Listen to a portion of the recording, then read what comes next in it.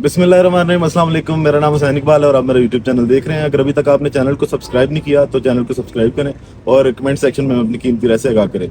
मेरे साथ हैं एतजाज़ नकी साहब। एतजाज़ साहब, आज एक और इंटरव्यू आया, लेकिन ये इंटरव्यू किसी कैदी का या किसी रहनुमा का जिसको हिरासत में लिया गया हो या जिसके घर में छापे पड़े हों, उसका नहीं था। पाकिस्तान के सदर का जो है वो आज इंटरव्यू आया और उन्होंने भी आज 9 मई की मजम्मत की है और साथ उन्होंने कहा कि इंतशार की सियासत की मैं हमायत नहीं करता और इलेक्शन 8 फरवरी को ही होंगे। और इसके साथ साथ उन्होंने ये बोला कि जो मैं एक सदर हूँ और सदर का जो तकाजा है वो यही है कि वो हलफ ले, तो अगर नवाज शरीफ वज़ीर-ए-आज़म बनते हैं तो मैं हलफ लूँगा। क्या कहेंगे इसके बारे में? जी, यकीनन ये इंटरव्यू जो है उन्होंने एक आलमी बड़ा नफसियाती इदारा है उसको दिया है और गुफ्तगू करते हुए उन्होंने वो तमाम बातें की हैं जो कि एक सदर पर बैठे हुए किसी इस मनसब पर बैठे हुए किसी शख्सियत को करनी चाहिए। तो उन्होंने बड़ी सोबर अंदाज में ये जिक्र किया। एक तो सानिया 9 मई की मजम्मत वैसे आरिफ अलवी साहब ने पहली दफ़ा नहीं, इससे पहले भी वो कर चुके हैं और खुद मतलब चेयरमैन पीटीआई जो है वो भी इसकी मजम्मत कर चुके हैं। पीटीआई के बहुत से लोग वैसे मजम्मत कर चुके हैं, तो उसकी मजम्मत के हवाले से आज फिर जब पूछा गया तो उन्होंने उसकी मजम्मत कर दी। लेकिन जो अहम सवाल उसमें उनसे किया गया कि सपोज अगर मियां नवाज शरीफ वज़ीर-ए-आज़म बनते हैं तो फिर क्या आप हल्फ लेंगे?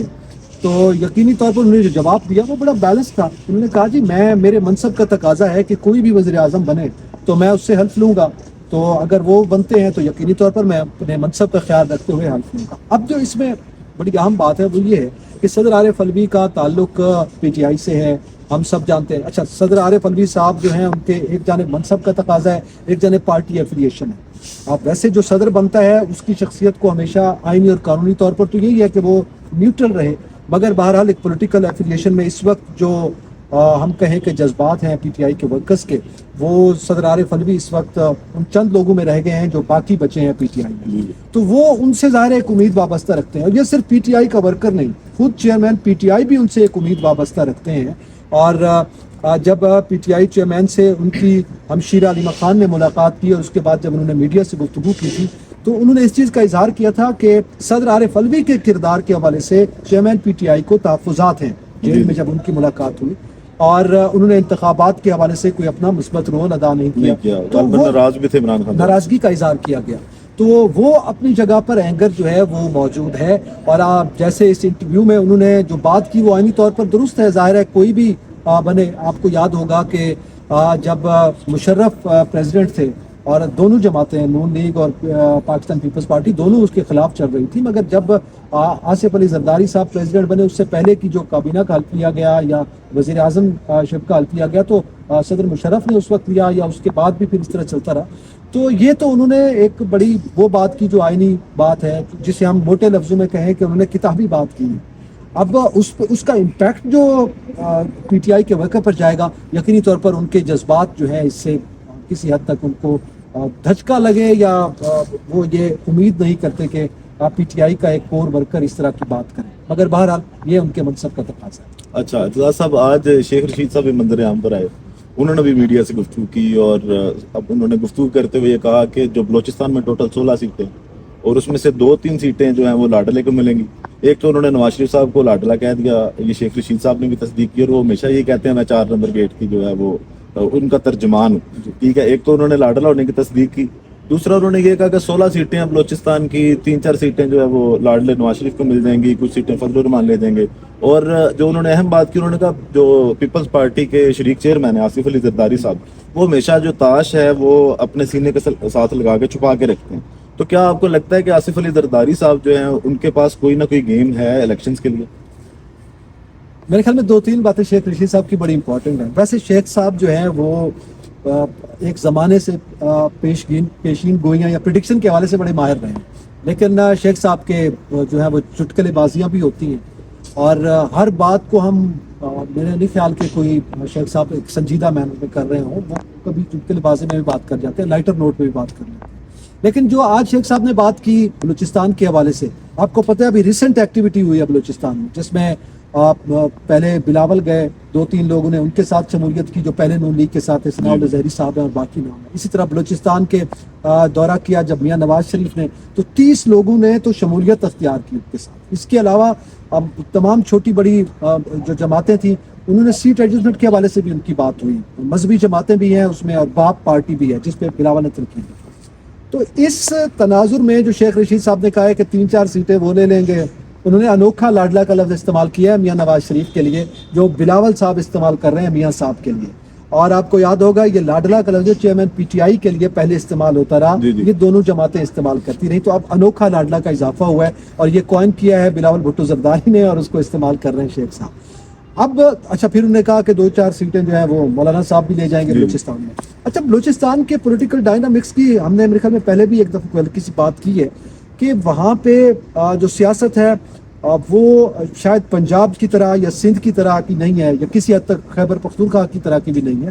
اور وہاں پہ صورتحال سرداری نظام ہے اور ایک ٹرائب جب کسی سردار کسی کے ساتھ ملتا ہے تو پورا ٹرائب جو ہے وہ اس کو ووٹ دیتا ہے اور وہ اس کا مطلب ہے وہ پورے گاؤں کے ساتھ آتا ہے. تو سرداروں کا وہاں پہ جو سلسلہ ہے جو سردار جس کے ساتھ مل گیا اس کو اس کا فائدہ ہوتا ہے, تو اسی بنیاد پر شیخ صاحب یہ بات کر رہے ہیں. اچھا اس میں انہوں نے یہ تو ایک تجزیہ دے دیا نا انہوں نے اپنا, لیکن انہوں نے کہا کہ زرداری صاحب جو ہے وہ اپنے پتے چھاتی سے لگا کے رکھتے ہیں اور وہ آخر میں اپنے پتا. تو یہ سوال بڑا اہم ہے کہ کیا شیخ صاحب کے پاس ایسی کوئی انفارمیشن ہے یا انہوں نے لائٹر نوٹ پہ بات کی ہے. لیکن ریکارڈ میں ہم یہ دیکھتے ہیں کہ زرداری صاحب جو ہیں وہ آخر میں پتہ کھولتے ہیں اور وہ پتہ ایسا ہوتا ہے جو گیم بدل دیتا ہے. اور بلوچستان کے حوالے سے 30 لوگ بھی مل گئے, سیٹ ایڈجسٹمنٹ بھی نون لیگ کی ہو گئی, مگر اس کے باوجود بھی شیخ صاحب کا یہ کہنا کہ زرداری صاحب نے جو پتہ چھپا رکھا ہے اور وہ آخر میں گیم بدل سکتا ہے. لیکن ابھی تک جو باپ والا پتہ ہے نا جو بلوچستان میں چلتا ہے جو 2018 میں بھی چلا, وہ بہرحال فی الحال میاں صاحب کے پاس. اچھا زاہد صاحب, آج بلاول بھٹو صاحب نے پھر ایک جلسے میں خطاب کیا اور ان کا یہ کہنا تھا کہ بزرگ سیاستدان جو ہیں جو 70 سال کے ہو گئے ہیں ان کو سیاست سے پیچھے چلے جانا چاہیے اور نوجوان قیادت کو آگے آنا چاہیے. اس کے ساتھ انہوں نے ایک اہم بات کی کہ جن کو پہلے 3 باریاں دے چکے ہیں ان کو چوتھی باری نہ دیں یا کسی کو دوسری باری نہ دیں, مجھے ایک باری دی جائے یا نئے بندے کو ایک باری دی جائے. تو یہ وہ عوام سے ہی مخاطب تھے یا یہ کسی اور حلقے کے لیے پیغام تھا؟ یہ اب آپ شرارتیں کر رہے ہیں بلاول صاحب کے حوالے سے. حسین صاحب بات یہ ہے کہ وہ بھی ویسے شرارتی کر رہے ہیں. جی بلاول بھٹو زرداری صاحب نے کہا کہ دوسری بار کے اور چوتھی بار کا وزیر اعظم بننے سے بہتر ہے کہ مجھے پہلی بار والے کو موقع دیں. اچھا یہ بڑی انٹرسٹنگ سچویشن ہے.